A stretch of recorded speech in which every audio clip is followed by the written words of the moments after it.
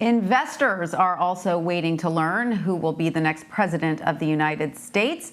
So for more on the financial markets, Heather Long joins me. She's an economics correspondent at The Washington Post. Hi, Heather.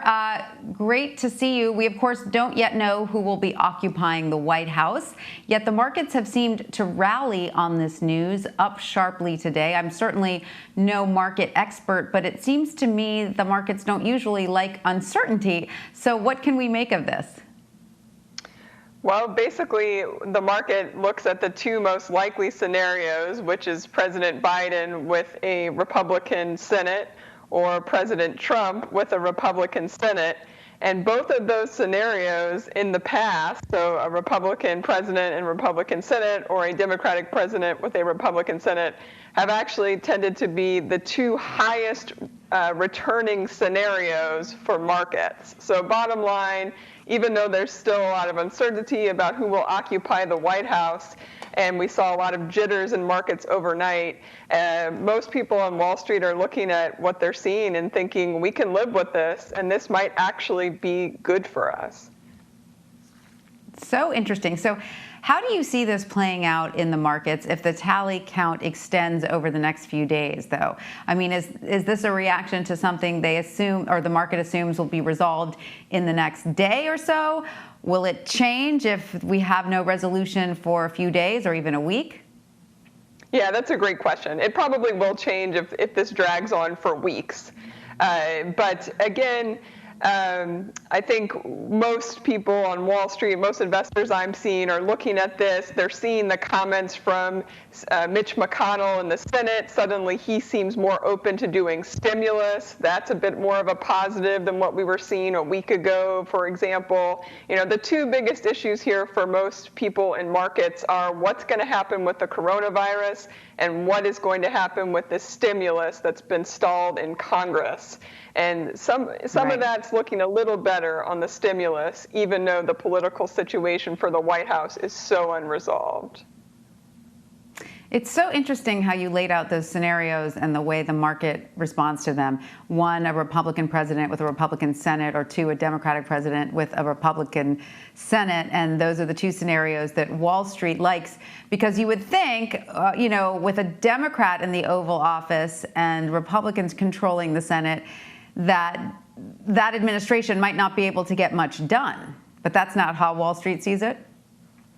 Well, that's exactly how they see it, but they see that as a positive scenario. So note after note in my inbox this morning from Goldman Sachs, from JP Morgan, from Barclays, from all these big banks is, hey, look, looks like we might have divided government going forward. You know what that means? It means that President Biden won't be able to do a tax increase. He wouldn't be able to do a big climate agenda like some sort of Green New Deal. He wouldn't be able to do a big overhaul of healthcare. And look at the stocks that are up big today. There's two big areas that are surging today. One is healthcare stocks, because basically the market is reading that there's not going to be a big change in the healthcare system in the United States in the next 2 years.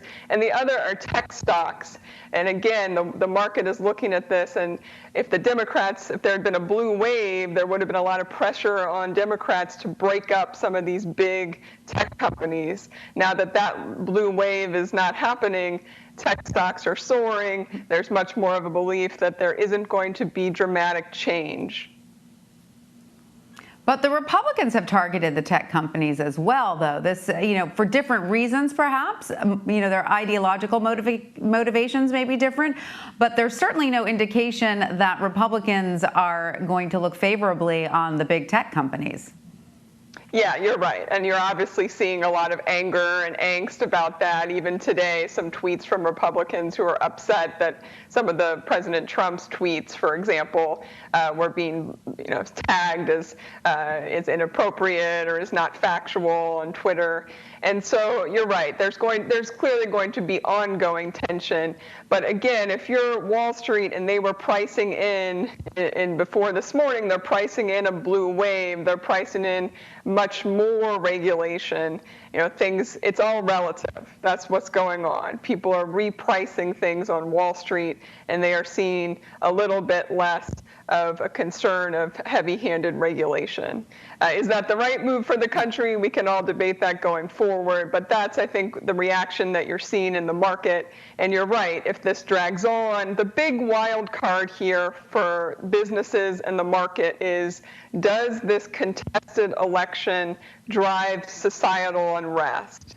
Do protests turn into riots? You've seen a lot of businesses and companies boarding up their store fronts, putting up those blockades and barriers. There is still a big concern that something could spark here into some sort of riots. If that happens, I think that begins to really spook investors and business leaders. But right now, things seem pretty peaceful when you walk around many cities. Yes, they do, as democracy plays out. All right, well, Heather Long, thank you so much for joining us. Thank you.